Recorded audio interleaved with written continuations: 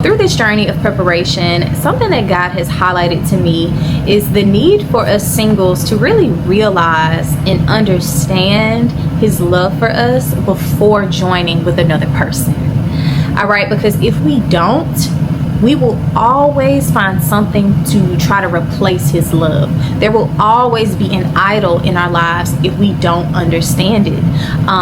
That's why some people create idols and substitutes through their spouses, because they don't understand the fullness and the magnitude of God's love.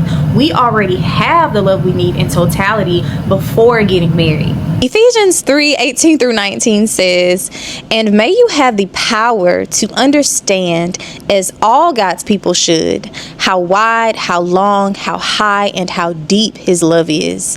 May you experience the love of Christ, though it is too great to understand fully." So we won't be able to fully understand his love, but there is a certain level of understanding that God needs to bring us to before he can trust us with a marriage, before he can trust us to not idolize the person he has for us, before he can trust us to not put our relationship with them before our relationship with him. Okay, and by them I mean one person, all right, not a polygamous relationship. We should also pray for the power to understand his love and ask for him to remove any scales from our eyes and any blockages in our minds to see his display and to look back on how he's shown himself to us already, and for us to feel his love on the inside of us. Accepting this as truth without fully understanding it is also possible. But to understand it, we have to be in his presence and study. His word is literally him. It's literally him. So to understand it, we have to read him, so that whenever we are getting to know someone, we'll be able to see, okay, this isn't mirroring the standard of God. That's why we shouldn't force our own marriages, because God knows who's going to be able to love us properly, to consult him, to love us from God. We don't want anyone who isn't going to care for us and love us with the love of God. Not saying his love will be able to match up to God. That's not possible. But him loving us through the love of God is very important. Same for men out there. Us women need to love you with the love of God. Also, putting that standard on another person is unfair. Like having, even without saying it, like having it in our heart and our mind that this person needs to be my all in all. They need to fix every problem and be the answer to every little issue in my life. That is crazy. I'll just be honest. That is not okay, guys. Because when they don't match up to that, how are we going to treat them? They will never and can never be able to feel God's place in our lives. Those holes that we may have on the inside of us, no one will be able to fill them but God. All right?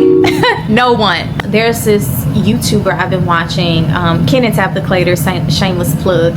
They're great, but he said he expects to be hurt. Like, he accepts being hurt in life. He knows that even the people who love him dearly will hurt him, but it's how he responds to the hurt that counts and that matters. So we should expect to be hurt from our loved ones. And I'm not talking about that demonic, malicious hurt. That is not that evil hurt. That's not what I'm talking about. I'm talking about people who you know love you, who slip up, guys. We are also so precious and delicate to God. So when we try to replace him, oh, that hurts his feelings.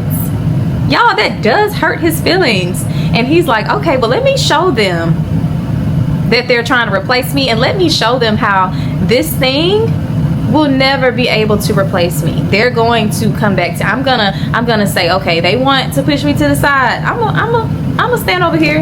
I'm gonna watch them, but I'm gonna stand over here and I'm gonna wait until they understand. So there's no need for us to add extra hardship on our lives, to delay our own lives by trying to substitute God. For people out there who feel like it's too late to be loved by God, that you've turned away from him and it's you've disappointed him so much, and he wants all of that. He wants you to come to him. He wants you to lay on his chest and sit at his feet, all right, and cry in his arms. Even in their betrayal, the Lord tells Israel to confess to him, and his love will have no bounds. His anger would be gone forever, and he will heal them of all their faithlessness.